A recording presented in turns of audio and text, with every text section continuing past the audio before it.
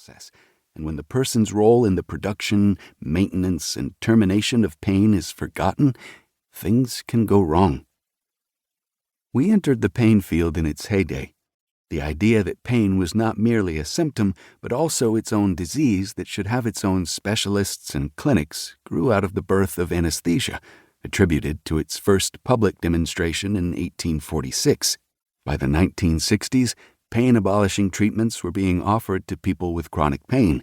By the 1980s, when we received our specialty training, pain clinics abounded, and there was a belief that new technologies, new techniques, new understanding of pain mechanisms, new medications, and further research would be able to deliver pain relief like we had never seen before. They were exciting times, and pain clinicians were on a mission. 40 years later, however, our high hopes are in tatters. The unfortunate truth is that we have not found better treatments that lower the population burden of chronic pain. In fact, instead of solving the chronic pain problem, it has gotten worse. The Centers for Disease Control and Prevention, CDC, in the United States declared prescription opioid abuse an epidemic in the year 2006. Other wealthy nations face their own opioid problems, though none as grave as those in the United States. Legal cases against the pharmaceutical companies that developed and sold opioid analgesics are in the press almost daily. Many pain medicine professional societies have had to shut their doors because they could not afford the cost of defending themselves in litigation. The professionals and patients who support access to high-tech and expensive pain interventions and to opioids are at odds with those who see these treatments as having low benefit, high cost, and high risk.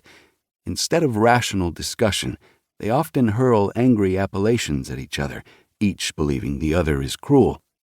At the root of this debate is the right to pain relief through medical care.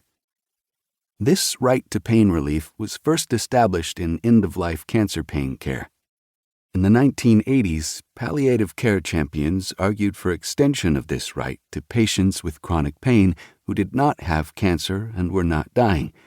In so doing, they were following not only the noble aspirations of the pain medicine movement to control clinical pain, but also the 200-year-old Enlightenment effort to reduce the level of pain and suffering in society to a minimum.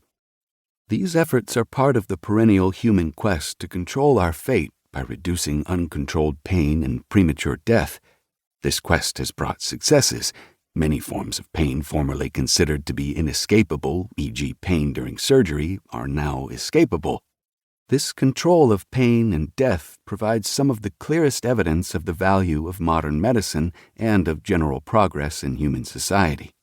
Yet somewhere in this effort to control pain, we have gone wrong and fallen into some dreadful misunderstanding. Our modern medical understanding of so-called physical pain as an impersonal, mechanical process portrays pain as something that is imposed upon the person. This pain is believed to originate outside of the person and serve as grounds for the patient's claim to a right to pain relief. Pain is seen as a uniquely medical form of suffering for which it is appropriate to demand medical relief. The right to pain relief provided justification for unprecedented opioid prescribing.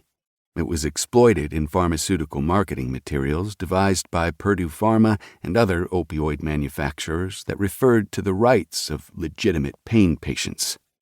We will argue that to end our current opioid epidemic and prevent future opioid epidemics, we must change both our causal and moral pain models. This book is not a how-to manual. You will not find guidelines about how pain should be treated, whether and when to use opioids, which specialist is the right specialist, or what pain services should be paid for. What we hope to convince the reader is that the most fundamental agents of pain management are people themselves. Chronic pain steals away the ability of people to pursue their passions and their distinctive vision of life. Treatment must restore this ability, either directly through restoring these passions or indirectly by modulating the pain experience, or both. The person is modulating his or her pain experience all the time. The brain and its internal opioid system constantly adjust our pain experience to promote our survival.